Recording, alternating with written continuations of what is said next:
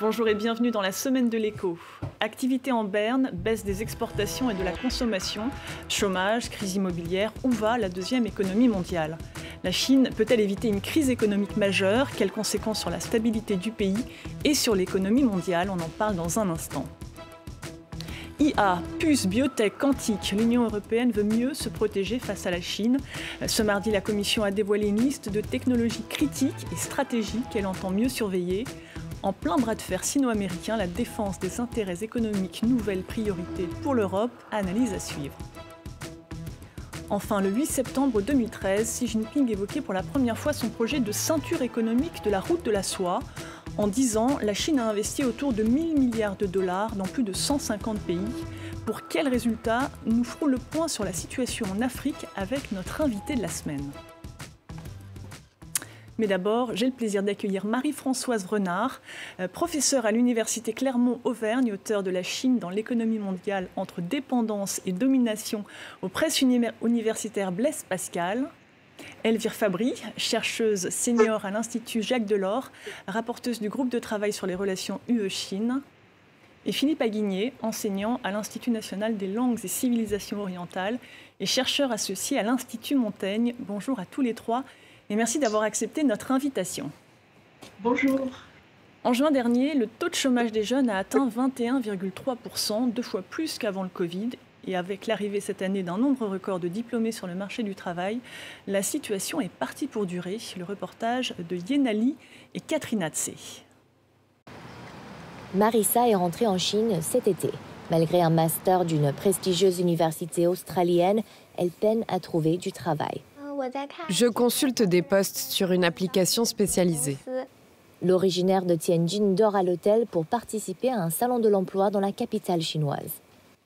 J'avais dit à ma mère que même si je ne trouvais pas un poste prestigieux, je pourrais facilement trouver un poste ordinaire. Mais il s'est avéré qu'ils sont difficiles à obtenir aussi. Depuis cet été, elle a envoyé presque 100 candidatures en ligne sans succès. Elle espère que les entretiens en tête-à-tête lui réussiront mieux. Je viens de déposer mon CV pour une entreprise qui fait du marketing pour l'industrie pharmaceutique. Je les laisse regarder, on verra s'ils me contactent. Aujourd'hui, les recruteurs et les offres d'emploi se font rares. Selon cette courtière en assurance, de plus en plus de candidats surqualifiés s'intéressent à son métier. Tout à l'heure, je parlais justement à une jeune comptable. Une autre fois, j'ai même eu un étudiant diplômé en physique de l'université de Tsinghua qui a déposé sa candidature. L'économie peine à retrouver du souffle depuis la fin de la pandémie. Facteur aggravant, le gouvernement a repris en main plusieurs secteurs. En particulier les contrôles sur les secteurs qui fournissent une grande partie de l'emploi pour la jeunesse, la technologie, l'éducation et l'immobilier. Enfin aussi, à cause d'une politique de développement de longue date. Le gouvernement a encouragé les études supérieures, donc les inscriptions dans les universités ont explosé de 22 millions à 383 millions aujourd'hui. L'arrivée sur le marché de plus de 11 millions de diplômés en cette rentrée risque de tendre le marché encore un peu plus. Marie-Françoise Renard, on l'entend, depuis la fin de la pandémie, l'économie chinoise peine à retrouver son souffle. Comment expliquer un chômage record, notamment pour les jeunes? Alors, ce chômage s'explique par plusieurs raisons, notamment des décisions du gouvernement. La politique zéro Covid, qui au départ a été considérée, on va dire pendant un an, comme un succès, à limiter les décès, etc., est devenue par la suite beaucoup plus critiquable. Et cela a limité le développement de certains secteurs, le fonctionnement de certains secteurs. Et les jeunes notamment, qui ont été licenciés de ces secteurs, par exemple dans les services, n'ont pas retrouvé un emploi par la suite parce que les secteurs ne se sont pas forcément beaucoup renforcés, beaucoup développés. On sait que la reprise est assez lente. D'autre part, le gouvernement contrôle Internet, les nouvelles technologies, comme cela a été rappelé dans votre documentaire, qui est un secteur qui employait beaucoup de jeunes et qui, là aussi, a énormément licencié. Les grandes entreprises d'Internet ont beaucoup licencié de jeunes. D'autre part, cela a été rappelé aussi, on a plutôt encouragé les études universitaires dans l'enseignement supérieur plus que vers la technologie, vers des métiers plus appliqués. Et puis enfin, on pourrait aussi dire que la société a évolué. Les jeunes ne veulent pas aller travailler pendant un grand nombre d'heures dans la semaine dans des usines, à faire toujours la même chose, à avoir des métiers peu motivants. Ils sont beaucoup moins disposés que leurs parents à le faire. Et d'autre part, comme dans beaucoup de pays, avec l'élévation des niveaux de vie, il y a beaucoup de jeunes qui veulent avoir un métier qui ait du sens, qui corresponde à leurs désirs. Et il y a aussi une méfiance, contrairement à ce qui se passait avant, un certain nombre d'emplois dans le secteur public où des jeunes ont peur d'être contrôlés, de ne pas avoir assez de liberté dans ce qu'ils veulent faire, etc. Donc il y a un ensemble de phénomènes qui expliquent ce chômage des jeunes très important, qui n'est pas lié qui n'a pas une seule cause. Elvire Fabry, les autorités ont cessé de publier les chiffres du chômage des jeunes. Faut-il y voir le signe que la situation est particulièrement compliquée, qu'il faille la cacher ? Alors, c'était en effet en particulier les taux de chômage des jeunes, mais c'est de manière plus générale un peu les statistiques qui permettent qui pourraient être encore plus alarmants sur l'évolution de l'économie chinoise. Et puis ça va de pair une opacité aussi, générale sur les statistiques officielles. Ça coïncide aussi avec les nouvelles réglementations qui ont été adoptées au tournant de l'été sur les transferts de données à l'étranger, sur les questions d'espionnage qui permettent aussi de contrôler beaucoup plus toute une partie de l'économie et en particulier du côté des entreprises privées. Et c'est vrai que ces signaux de l'économie chinoise, la décélération, ce ralentissement de l'économie chinoise, on le voit un petit peu à tous les niveaux. Et là, le chômage des jeunes, il a un peu un effet de loupe sur ces problématiques internes. Parce qu'on le voit, c'est lié à toute une série de crises dans le secteur de l'immobilier et qu'on n'arrive pas à compenser par une évolution plutôt positive dans le secteur des services. Mais ça traduit d'abord une perte de confiance qui est assez largement partagée à travers toute la société. Philippe Aguinet, des Chinois qui, on l'entend, qui perdent confiance peut-être, des Chinois qui voient aussi leur patrimoine grignoté par la baisse de leur patrimoine immobilier. Depuis 2 ans, la dégringolade en bourse du principal promoteur Evergrande en est la principale illustration. Combien de temps la bulle immobilière mettra-t-elle à se dégonfler ? Et est-ce que c'est grave ? Alors, vous avez raison de parler d'une bulle immobilière. Alors, ce n'est pas une surprise pour ceux qui suivent l'économie chinoise. La bulle, elle était là, beaucoup de gens s'en inquiétaient. Le gouvernement a fini par s'en inquiéter. Et puisqu'il y a un peu plus de 2 ans, le gouvernement a pris des mesures, en fait, pour essayer de calmer un petit peu le marché et surtout d'empêcher les promoteurs immobiliers de trop s'endetter auprès des banques. Alors, la difficulté, parce que ces mesures-là, elles sont tout à fait rationnelles, mais la difficulté, c'est qu'ils ont déclenché une série de phénomènes, et c'est peut-être aller plus loin et plus vite que ce qu'ils pensaient. Parce que donc il y a eu les difficultés de Evergrande, qui ne pouvait plus renouveler ses crédits auprès des banques, qui a dû trouver d'autres méthodes. Suite à ces décisions. Et puis donc il y a eu Evergrande, ça a fait beaucoup de bruit parce que c'était le premier, mais il y en a eu beaucoup d'autres depuis. Et aujourd'hui, vous prenez la liste des 10 plus grands promoteurs immobiliers privés, enfin il y en a plus de la moitié qui ont des difficultés financières. Et ça dure. Ça dure depuis maintenant plus de 2 ans. Alors, les autorités pensaient aussi que c'était en partie les effets de la Covid, parce qu'évidemment, si vous êtes confiné, vous n'allez pas, c'est plus compliqué d'acheter un appartement, et que une fois l'effet Covid passé, les choses reprendraient. Les choses n'ont pas reprise. Alors, vous savez sans doute, il y a un débat aujourd'hui, est-ce que la Chine est rentrée ou pas dans une période de déflation ?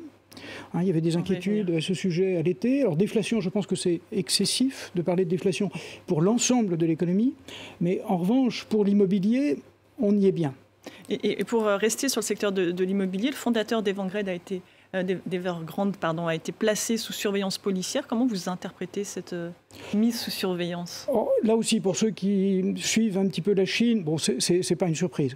On va dire ça. Coopération à la restructuration d'Evergrande était nécessaire, probablement parce qu'il fallait qu'ils signent certains papiers, etc. Donc, mais il était inéluctable que ça se termine comme ça. Donc, vous l'avez dit, Pékin s'est gardé d'intervenir pour renflouer le promoteur. Comment vous analysez ce changement et au final, qui va payer la facture ? Alors, c'est bien la vraie question. Alors, première chose, effectivement, on voit aujourd'hui que tout ça n'arrive pas par hasard. C'est le résultat d'une volonté des autorités de corriger ces déséquilibres. Parce qu'ils sont arrivés à la conclusion que, de toute manière, il y avait une espèce d'épée de Damoclès au-dessus de leur tête, et que s'ils ne faisaient rien, un jour ou l'autre, il y aurait une crise qui serait peut-être incontrôlable. Donc, ils ont pris cette décision de les gonfler. Mais, chemin faisant, il y a des risques. Il y a beaucoup de risques. Parce que, évidemment, il y avait bulle, donc excès d'endettement en particulier, donc ça fait peser des risques sur le secteur financier. Alors, on pourrait en reparler, mais le secteur financier est peut-être plus solide que ce qu'on imagine parfois. Donc, il n'y a pas de risque, en tout cas, d'explosion financière à court terme. Mais ça a des effets macroéconomiques très, très, très, très forts, puisqu'on sait maintenant que l'ensemble de l'immobilier, avec les effets en amont et en aval, c'est peut-être 25% de l'économie. Donc c'est quand même c'est beaucoup. Ce sont des ménages qui voient leur patrimoine et perdre de la valeur. Alors, il y a un autre effet qui est sur les finances des autorités locales, qui dépendaient beaucoup du marché immobilier pour se financer. Et puis il y a l'effet, évidemment, sur tous ceux qui se sont endettés pour acheter des appartements et qui vont voir la valeur de leurs actifs immobiliers s'ajuster. Marie-Françoise Renard, le secteur immobilier pèse lourd sur l'économie chinoise. Quelles conséquences cette crise peut-elle avoir, on vient de l'entendre, sur les finances peut-être des gouvernements locaux, sur la santé, sur l'éducation? Alors, l'impact, il est effectivement essentiellement sur les finances des gouvernements locaux. Pour l'instant, la crise de l'immobilier ne se répand pas dans l'ensemble des autres secteurs. Comme cela a été dit, on considère que c'est 25%, même 30% si on compte les décorations d'appartements, enfin tout ce qui est lié à l'immobilier. Donc c'est effectivement un secteur très important. Cela a un impact sur, on en a déjà parlé, mais sur la confiance des ménages. Et je crois que la principale difficulté dans ce secteur, c'est évidemment qui va payer, cela a été dit, les finances des gouvernements locaux, etc. Mais le fait que les ménages continuent à avoir une épargne très importante, qu'ils n'ont pas beaucoup de choix de placement et que c'est un choix de placement qui disparaît. Pour autant, ils ne vont pas véritablement consommer. On va peut-être en parler, mais la consommation, elle n'a pas baissé, mais elle n'évolue pas très rapidement. Et il faut bien voir, cela a été dit aussi, que tout ce dont on parle tout de suite, c'est le résultat de la politique du gouvernement. Le gouvernement voudrait relancer la consommation, mais concrètement, ce qu'il a pris jusqu'à maintenant, c'est plutôt des mesures qui facilitent la production, qui facilitent l'offre. Et on sait que Xi Jinping ne veut pas d'État-providence. Or, la question qui se pose aujourd'hui, c'est bien celle-là. Comment relancer la consommation sans État-providence? Et donc, les difficultés du secteur immobilier ne font que rendre plus complexe la réponse à cette question, avec des secteurs entiers qui perdent des ressources et qui perdent des débouchés. Et cela aussi va peser sur l'emploi des jeunes. Mais peut-être que ça souligne la nécessité d'entreprendre des réformes structurelles, notamment au moment où la population vieillit?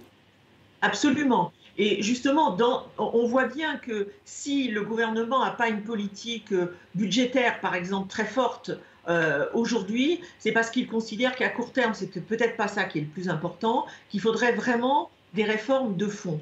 Il y a un déséquilibre, plusieurs déséquilibres structurels de l'économie chinoise, l'excès d'investissement, de la croissance de l'investissement par rapport à la consommation, et puis le vieillissement de la population. Et on sait qu'au niveau social, les aides sont insuffisantes.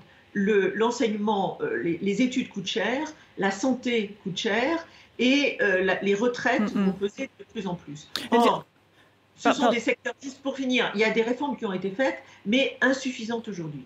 Elvire Fabry, la Chine est-elle entrée en déflation? On l'entendait tout à l'heure, cette période à la fois de ralentissement économique et de baisse des prix telle que l'a connue le Japon dans les années 90, ou est-ce tout simplement un atterrissage, une évolution logique de son économie?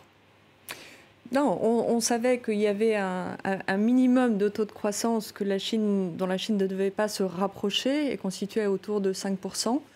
C'est vrai que ça y est, on y est. On y est d'abord parce que, en effet, il y a ce rendez-vous de la relance de la consommation interne n'est pas atteint. Et donc on a une baisse de la demande en interne qui devait être le moteur de cette stratégie de double circulation mise en avant par Xi Jinping. Et qu'au même moment, on voit que les exportations aussi vers le reste du monde commencent à baisser. Donc à la fois une baisse des importations, parce que cette demande est moins forte, une baisse des exportations. Et finalement, c'est à la fois un ralentissement de cette croissance chinoise et qui a un impact aussi sur l'économie mondiale de manière plus large et qui intervient évidemment en écho à la guerre en Ukraine. Philippe Aguigné, faut-il craindre un risque de contagion à l'ensemble de l'économie chinoise et au reste du monde? Alors, bien entendu, vu le poids de l'économie chinoise dans l'économie mondiale, bien sûr, il y aura des effets. Qui va ressentir ces effets? Par exemple, beaucoup de pays exportateurs de matières premières, dont la Chine est la première consommatrice. Donc, ce n'est pas une bonne nouvelle pour beaucoup de pays en voie de développement. Pour les économies européennes ou américaines, c'est vrai que la demande chinoise, donc les exportations de l'Europe vers ces pays-là, vont pâtir, mais en réalité, on n'exporte pas tant que ça vers la Chine. Donc, bien entendu, oui, il y aura des effets, mais il y a un autre effet auquel il faut penser, c'est que, je crois qu'on est tous d'accord là-dessus, la cause fondamentale des déséquilibres de l'économie chinoise, c'est un excès d'investissement par rapport à la consommation. Et cet excès d'investissement, il se traduit, entre autres choses, par des surcapacités. Et des surcapacités industrielles qui peuvent être massives dans certains secteurs. Et aujourd'hui, la Chine paie le prix de cette croissance à crédit? Alors, la Chine paie le prix, oui, mais pas que la Chine. Et c'est bien là qu'est la difficulté. Parce que la tentation naturelle, puisque comme ça a été très bien expliqué, la demande domestique n'est pas très, très vigoureuse aujourd'hui. Donc, il y a un fossé entre les capacités de production domestique et des capacités d'absorption. Et cet excédent, il faut bien qu'il se retrouve quelque part. Et ça risque d'être sur les marchés, par exemple, les marchés européens. Eh bien, comment renforcer la compétitivité en matière de nouvelles technologies vertes et numériques et réduire ainsi leur dépendance? Cette semaine, les 27 pays européens ont défini 4 secteurs qui devront être mieux surveillés et défendus face à des États rivaux comme la Chine. Elvire Fabry, on le voit, semi-conducteurs, intelligence artificielle, technologie quantique et biotech, 4 secteurs qui ne sont pas choisis par hasard. Comment l'Union européenne peut-elle les sécuriser ? Éviter des fuites de savoir vers l'étranger, des mauvais usages en matière d'atteinte aux droits humains? Écoutez, les 27 États membres là se mettent en ordre de bataille autour de la proposition de la Commission européenne de se doter d'une stratégie de sécurité économique. Donc c'est bien de ça dont il s'agit. C'est à la fois le prolongement de la stratégie de limitation des risques, de-risking, qu'avait amorcé la présidente de la Commission européenne, pour réduire certaines dépendances stratégiques. Alors, c'est une stratégie qui n'est pas une stratégie anti-Chine. Elle est présentée comme étant agnostique, c'est-à-dire qu'elle ne cible pas. Mais on sent bien que c'est la Chine qui est quand même visée, notamment la Chine. On peut penser aussi à la Russie. Quand on regarde de plus près nos dépendances stratégiques, en minerais, mais aussi en composants pharmaceutiques, enfin dans toute une série de domaines, évidemment, on voit qu'on a une série de voyants au rouge qui concernent la Chine. Et alors, pour le moment, on n'est que dans la première phase d'identification des risques. Pas encore de la réponse, de comment on va calibrer, ajuster en fonction des secteurs, des technologies et des besoins, la réponse européenne. Mais l'Union européenne s'est dotée ces dernières années de toute une série d'instruments de défense commerciale autonome qu'elle va pouvoir maintenant mettre en œuvre. Il y a les instruments classiques de contrôle anti-dumping, anti-subvention. Puis maintenant, il y a de nouveaux instruments qui concernent la réciprocité sur les marchés publics, des mesures anti-coercition, de contrôle non seulement des investissements entrants, mais aussi l'idée d'exercer des contrôles sur les investissements sortants pour limiter des transferts de technologie qui pourrait avoir un usage dual, à la fois civil et militaire. Et là, l'objectif est à la fois de s'assurer que l'on a accès à un certain nombre de technologies qui sont des technologies qui ont un pouvoir de transformation de l'économie qui va être majeur dans les années qui viennent. Et vous veniez de citer l'intelligence artificielle, supercalculateurs, biotechnologie, évidemment les semi-conducteurs. Donc il faut se sécuriser l'accès à ces technologies et éviter que dans des domaines où les Européens peuvent avoir une avance technologique, certains transferts peuvent aussi se retourner contre les intérêts européens. ne sont pas simplement les Européens, ce sont à travers le monde, c'est une nouvelle approche de ces... En tout cas, c'est très nouveau en Europe. C'est très nouveau en Europe. Qui a défendu très longtemps le libre-échange. Absolument, mais le contexte international a complètement changé. On voit bien que la rivalité entre États-Unis et Europe États-Unis et Chine, pardon. États-Unis et Chine est en train de s'accélérer et que les risques de coercition peuvent redoubler. Philippe Aguigné, l'annonce survient alors que l'Union européenne vient d'ouvrir une enquête sur des aides présumées illégales de Pékin aux constructeurs chinois de voitures électriques. Faut-il y voir la volonté d'en finir avec une concurrence qu'elle juge déloyale ? Alors avant de répondre directement à votre question, je crois que vous avez dit quelque chose de très important. L'Europe semble découvrir, enfin c'est nouveau que l'Europe s'intéresse d'aussi près à ces sujets de sécurité. Ce n'est pas le cas de la Chine, qui s'en intéresse depuis très très longtemps, depuis des années. Les concepts de sécurité, l'idée de réduire la dépendance de la Chine vis-à-vis des technologies étrangères est très présente dans les stratégies chinoises. Donc la Chine, là-dessus, sur ce point-là, est un petit peu en avance sur nous dans sa réflexion. Faut bien en être conscient. Pour revenir à l'automobile, elle est aussi très en avance, en tout cas son industrie, elle est dotée de toutes les matières premières utiles. Alors la Chine, effectivement, a beaucoup d'atouts dans ce domaine-là, a beaucoup de constructeurs qui a aujourd'hui des produits qui sont tout à fait aux standards américains ou européens en termes de qualité, de sécurité, etc., qu'ils sont capables de fabriquer à très bas coût et effectivement avec un contrôle très fort sur certains éléments critiques dans la chaîne logistique qui amène à produire des voitures électriques et en particulier le traitement de métaux comme le cobalt, etc., ou des ingrédients très importants pour qui rentrent dans les batteries. Donc la Chine a beaucoup d'atouts. Alors est-ce que la stratégie européenne, mais là je ne suis peut-être pas le mieux placé pour commenter là-dessus, est vraiment d'empêcher, d'arrêter complètement ça, ou simplement de gagner du temps? C'est peut-être plus, il s'agit peut-être plus de gagner du temps pour laisser l'industrie européenne, pour laisser à l'industrie le temps de s'adapter. L'industrie chinoise savait qu'il était difficile de rattraper l'avancée technologique dans le secteur du véhicule thermique. Donc ils ont misé depuis en effet des années sur l'électrique. Et ce qui inquiète les Européens, c'est que là on a vu en un an finalement une bascule de la capacité d'exportation ou de vente simplement de véhicules européens sur le marché chinois, parce que beaucoup sont produits sur place déjà sur le marché chinois, avec une montée en flèche des importations de véhicules chinois et puis des perspectives encore d'augmentation, d'accélération très forte.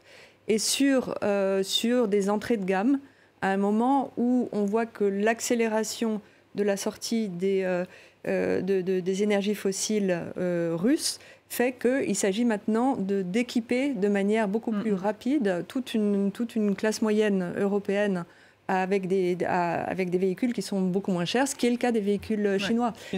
Et l'on sait que ces véhicules ont bénéficié de politiques de subvention depuis des années. Simplement que la Chine est en train de sortir de cette politique de subvention progressivement. Et donc s'il s'agit d'intervenir, c'est maintenant. Ça a été le cas de cette initiative européenne. Marie-Françoise Renard, on voit la Commission qui rétorque et en même temps qui a simplifié l'octroi d'aides d'État à des secteurs stratégiques comme les puces électroniques. Elle a proposé en mars un texte pour sécuriser ses achats en matières premières critiques. Est-ce l'avènement d'une planification industrielle en Europe ? Alors planification, non, mais en tout cas d'une politique industrielle. Personnellement, je regrette qu'elle ne soit pas arrivée plus tôt parce que ce sont des problèmes qui se posent en Europe vis-à-vis de la Chine aujourd'hui, qui se sont posés vis-à-vis d'autres pays et notamment des États-Unis pendant des années. Et il y avait de la part de certains pays, notamment l'Allemagne, une opposition à la mise en place de politiques industrielles ou de la part de certains politiques. Et c'est, à mon avis, assez coûteux. Ça a été assez coûteux pour l'Europe. Ça n'est pas de la planification. C'est des choix de secteurs pour lesquels on considère que l'on perdrait de la souveraineté, qu'on perdrait trop d'autonomie, et donc qui justifient qu'on les aide afin de ne pas dépendre de l'étranger. Ça, je pense que c'est parfaitement légitime et que c'est très important. Alors pendant ce temps, le bras de fer entre Washington et Pékin se poursuit, malgré les restrictions d'exportation de semi-conducteurs comportant une technologie américaine. Le fabricant, le nouveau téléphone Huawei est doté d'un processeur de nouvelle génération pour la 5G. Philippe Aguigné, faut-il y voir la preuve que la Chine a pu rattraper son retard, peut se passer des technologies occidentales ? Alors, rattraper son retard, tout son retard, certainement pas. On n'en est pas là.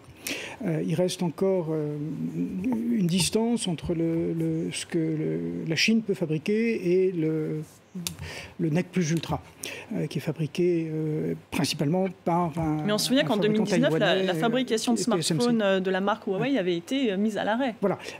C'était le début d'un effort américain qui visait à ralentir les progrès de la Chine.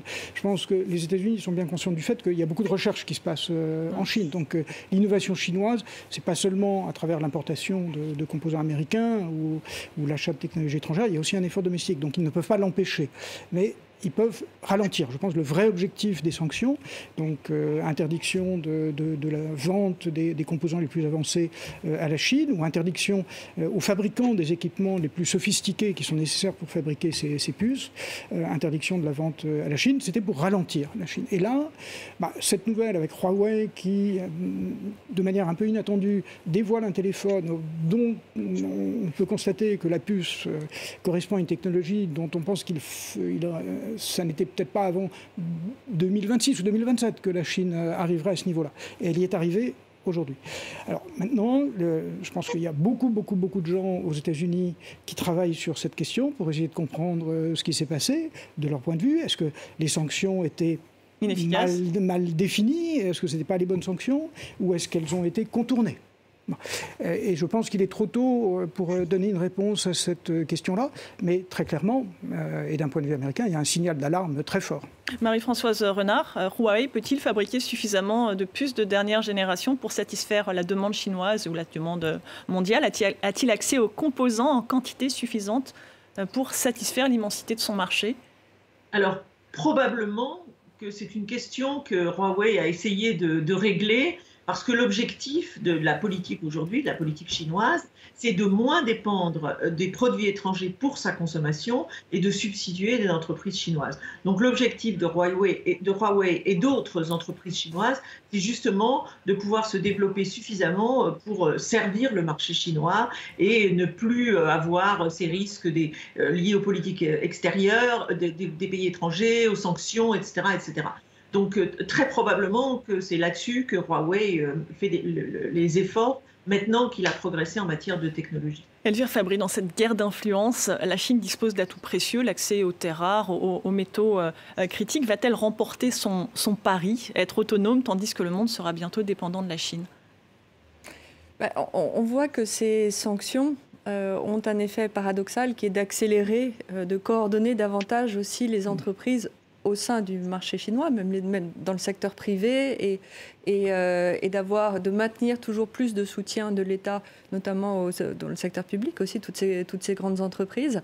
Et qu'aujourd'hui, on se retrouve dans une situation où ce n'est pas simplement sur les semi-conducteurs, mais dans d'autres domaines dans lesquels la Chine gagne une certaine avance technologique, au point où aujourd'hui, la stratégie de recalibrage de nos dépendances, elle devient compliquée parce qu'on voit que certaines de nos entreprises, et y compris dans le secteur des véhicules électriques, se disent qu'elles auraient aussi intérêt à être amarrées à la capacité d'innovation chinoise, au hub d'innovation chinois, parce que dans le domaine, par exemple, des batteries électriques, et pour tout ce qui concerne l'avenir de la e-mobilité, qui est a priori un secteur porteur, il s'agit plus simplement de limiter les transferts de technologies des vieilles puissances industrielles vers la Chine, mais peut-être de bénéficier de cette capacité d'innovation. Alors ensuite, considérer que ça puisse mener à plus d'autosuffisance, c'est un objectif vaste, mais la Chine restera dépendante de toute façon de la demande extérieure. Elle a besoin de cette demande extérieure pour son moteur économique, et il s'agit à travers le monde, de trouver une nouvelle façon de gérer ces interdépendances. Philippe Aguigné, à l'inverse, selon le Wall Street Journal et Bloomberg, le gouvernement chinois aurait interdit à une partie des fonctionnaires et employés des grandes entreprises semi-étatiques d'utiliser des iPhones. On voit bien que personne n'a à gagner finalement dans cette guerre commerciale. Bien sûr. Alors, la mesure chinoise n'est pas non plus complètement inattendue. Elle renvoie aussi au débat qu'il peut y avoir en Europe ou ailleurs aux États-Unis sur l'utilisation de TikTok, par exemple. Donc on peut voir aussi ça comme une mesure de rétorsion. Une mesure de rétorsion. Mais je dirais, il ne faut pas perdre de vue une chose très importante, qui est que la Chine maîtrise presque à la perfection la dialectique de la dépendance asymétrique. C'est-à-dire de faire en sorte que le monde... Certes, la Chine n'est pas complètement indépendante du monde. La Chine a besoin des marchés internationaux. Mais toute la stratégie chinoise, c'est de faire en sorte que le reste du monde est plus dépendant de la Chine que l'inverse. Et ça, il faut bien reconnaître que parce qu'on ne s'en était pas rendu compte, ou qu'on n'a pas vu venir les choses, ou je ne sais pas pour quelle raison, mais la Chine a rencontré certains succès dans ce domaine-là. Merci beaucoup à tous les trois d'avoir participé à ces 2 premières parties. On en vient au rôle joué par la Chine à l'étranger. Au cours des 10 dernières années, la Chine aurait investi plus de 1 000 milliards de dollars dans d'énormes projets d'infrastructures, routes, aéroports, ponts, ports, maritimes. Où en sont les routes de la soie? En Afrique, la Chine est devenue le premier créancier et cherche à se présenter comme une alternative aux anciennes puissances coloniales. Écoutez ce qu'en disait le président chinois en 2017. Nous lançons la formation de la communauté de destin de l'humanité et faisons avancer la réforme du système de gouvernance mondiale. L'influence, l'inspiration et la force d'entraînement de notre pays n'ont cessé de se renforcer et nous avons apporté de nouvelles contributions majeures à la paix et au développement dans le monde. Le monde se trouve à nouveau à la croisée des chemins historiques avec l'hégémonisme dominant et la résurgence de la mentalité de la guerre froide. Tous les pays devraient s'efforcer de préserver la paix et la sécurité dans le monde afin de promouvoir le développement et la prospérité à l'échelle mondiale. Deuxièmement, le désir de développement est plus fort. Les participants soulignent que les pays de la région doivent fermement garder leur avenir entre leurs mains, accélérer la revitalisation régionale, renforcer la coordination et la coopération multilatérale, résoudre les problèmes liés au développement, éliminer les causes de l'insécurité et rechercher une sécurité, un développement et une prospérité durable. Construire une communauté de destin pour l'humanité, disait donc le porte-parole du ministère de la Défense il y a tout juste un mois à Pékin. Thierry Perrault, bonjour. Bonsoir. Vous êtes donc sinologue et socio-économiste, co-auteur de Présence économique chinoise en Méditerranée aux éditions L'Harmattan IREMO. L'Afrique n'est qu'une partie de cet immense chantier appelé les routes de la soie. Qu'est-ce que ça représente exactement en termes d'échanges, en termes d'investissement pour Pékin ? Alors effectivement, vous employez le mot investissement. C'est tout à fait intéressant de revenir sur cette notion que vous avez évoquée dans la présentation tout à l'heure, puisque je vous entendais.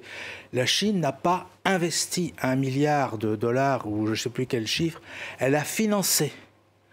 La nuance est excessivement importante, car d'un point de vue juridique, la situation dans laquelle se trouve le financier n'est pas la situation dans laquelle se trouve l'investisseur.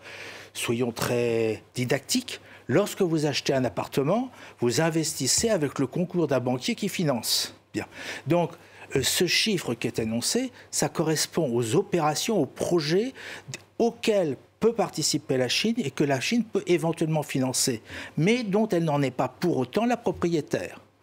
Donc, si vous voulez, déjà par ce biais, vous êtes amené à recadrer la vision que nous pouvons avoir sur la stratégie des nouvelles routes de la soie. J'emploie d'abord le mot stratégie ici parce que ça a été défini à l'origine comme étant une stratégie économique. Ça, c'était la définition qui a été donnée en 2013. Lorsque la Chine a essayé de résoudre un problème qu'elle avait depuis très longtemps, qui était le problème de la réforme de son moteur économique. Au cours des années qui vont, dirons-nous, de la fin du XXe siècle jusqu'à 2013, elle a tenté par plusieurs fois de mettre en place des réformes qui lui permettraient de moins dépendre de ces relations, des marchés extérieurs pour mieux établir son économie sur le marché intérieur, mais disons qu'il y a un certain nombre d'éléments qui sont dus à la fois à l'évolution de l'économie mondiale, mais aussi bien dus à des problèmes internes. Elle n'a pas réussi à mettre en place ce système-là. Lorsqu'on est en 2013, il a été pris une décision, c'est que puisque l'on ne pouvait pas réformer dans la mesure où nous le souhaitions, les Chinois se sont dit, eh bien on va encouragé une fuite en avant. Et la fuite en avant, ça a été la mise en place de cette stratégie économique des routes de la soie qui s'est traduite par une accélération des relations avec les pays d'Eurasie. Mais si vous dirons-nous que ce n'était que reprendre des canaux qui existaient, puisque le transfert principal se fait par la route maritime, 90% des conteneurs, et c'est la route qui existe depuis le 19e siècle.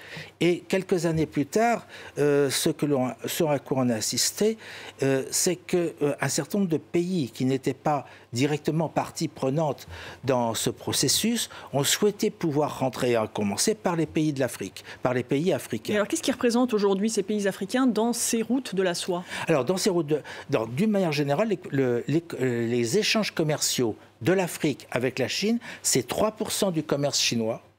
En ce qui concerne les investissements, les flux d'investissement, c'est grosso modo 2,5% des investissements chinois à l'extérieur chaque année. Donc ça reste finalement très minoritaire. Pour la Chine, c'est des sommes qui sont relativement limitées, alors qu'inversement, c'est-à-dire que économiquement parlant, l'Afrique n'est pas importante pour la Chine, mais la Chine est importante économiquement parlant pour les pays africains. Et alors pourquoi la Chine s'intéresse-t-elle à l'Afrique? Alors la Chine s'intéresse à l'Afrique pour une raison qui est une raison d'ordre politique. Et ça correspond, dirons-nous, qui va être mis en exergue effectivement lorsque l'on va passer de la stratégie économique des routes de la soie à l'initiative politique des routes de la soie en 2016. Mais c'est une histoire... C'est-à-dire obtenir, quand vous dites politique, obtenir un poids alors, effectivement, à l'ONU? C'est ce que je voulais évoquer avec vous. Hein, c'est que toute la stratégie mise en place à partir de 1989 dans les relations de la Chine avec l'Afrique a été de se créer une clientèle politique qui pouvait permettre à la Chine d'acquérir davantage de poids à l'Assemblée générale des Nations unies et donc pour la Chine de faciliter, dirons-nous, des prises de décision qui aillent à sa faveur et surtout qui s'est manifestée par la nomination de 4 directeurs en même temps d'agences onusiennes, hein, et qui faisait que la Chine était à la fois dans des secteurs économiques reliés au développement, donc représentante de ce fait d'une stratégie de développement, et en même temps des secteurs de pointe, qui étaient l'aviation civile et les télécommunications. Vous parlez du rôle politique, en tout cas qu'elle a pu acquérir grâce à l'Afrique. D'un point de vue stratégique, l'Afrique est-elle une énième source d'approvisionnement en matières premières pour l'économie chinoise, qui en est très gourmande? Oui, alors comme vous dites, c'est une énième source, ce n'est pas une source principale, parce que la dépendance n'est pas de la Chine par rapport aux ressources africaines, mais la dépendance des fournisseurs ou des producteurs africains à l'égard de la Chine. Car depuis de nombreuses années, la Chine a toujours mis en point, a toujours eu le souci d'avoir une très large palette de fournisseurs, de telle sorte qu'elle pouvait varier ses fournisseurs au gré des circonstances économiques ou politiques. On l'a vu avec l'Iran, on l'a vu avec l'Australie, hein, on l'a vu avec l'Arabie saoudite également récemment. La Chine est également devenue le premier créancier, ce faisant, du continent africain. Plusieurs pays font face aujourd'hui à une crise aiguë de la dette. Certains déplorent le manque de retombées économiques locales et le fait que la Chine en profite pour faire main basse sur les matières premières ou les infrastructures. Ces critiques sont-elles fondées? C'est-à-dire qu'il y a déjà deux choses. Alors, le premier créancière, oui, mais ça dépend de quoi vous parlez. La dette extérieure des pays africains ou des pays d'une manière générale, hein, est composée de différents éléments. Alors si vous prenez la dette à l'égard de la Chine par rapport à l'ensemble global de la dette extérieure des pays africains à long terme, la Chine est responsable que de 13%. Si en revanche, vous prenez la dette chinoise par rapport à la dette bilatérale, c'est-à-dire la dette que peut-être la dette avec la Chine, avec la France ou avec l'Angleterre, là, effectivement, vous avez 60%.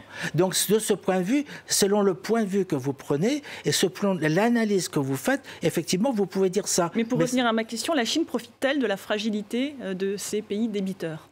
Alors, je ne dirais pas ça, je pense qu'elle s'est comportée comme un banquier irresponsable plutôt qu'autre chose, parce qu'il y avait une illusion, et c'est une illusion qui a été en partie suggérée par ce qui a été dit précédemment, à savoir que la Chine a pratiqué une politique de surinvestissement systématique à l'intérieur, avec un certain succès parce que ça permettait de camoufler plus ou moins les problèmes, et elle avait pensé qu'en pratiquant la même la même stratégie ou en encourageant la même stratégie en Afrique, on pourrait avoir le même résultat. La seule chose, c'est que d'un côté, on a une économie de commande et de l'autre côté, on a des économies de marché. Donc le résultat ne pouvait pas être le même. Alors je dirais que la Chine a... Très rapidement. Oui, que la Chine est beaucoup plus a tenté de faire une chose que d'autres pays, que ce soit les États-Unis, que ce soit l'URSS à l'époque de l'URSS, la France, le Japon, c'est-à-dire financer et finalement avoir fait un effort qui n'a pas abouti au résultat qui pouvait être espéré tant par le financeur que par le bénéficiaire. Merci beaucoup, ce sera le mot de la fin. Merci beaucoup Thierry Perrault, merci beaucoup à vous de nous avoir suivis. C'est la fin de cette émission, l'information continue sur France 24.